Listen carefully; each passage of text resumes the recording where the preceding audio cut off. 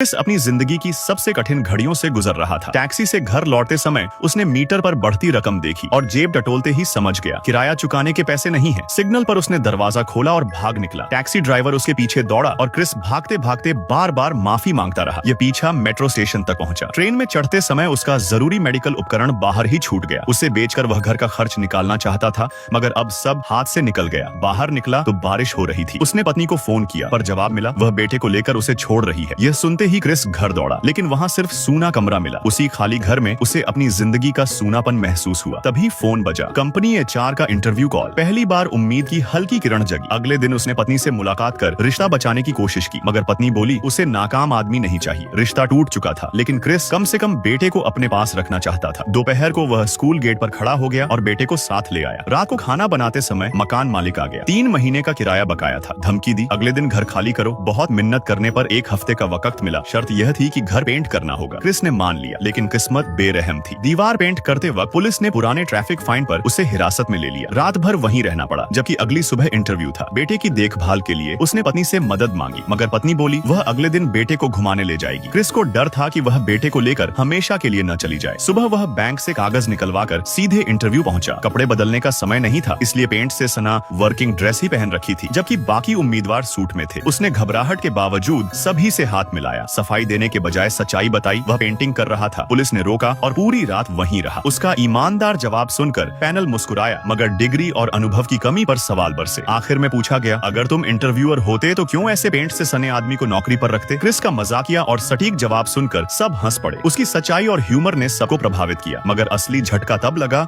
जब पता चला कि जॉब पहले 6 महीने अनपेड इंटर्नशिप है और उसके बाद सिर्फ एक उम्मीदवार चुना जाएगा।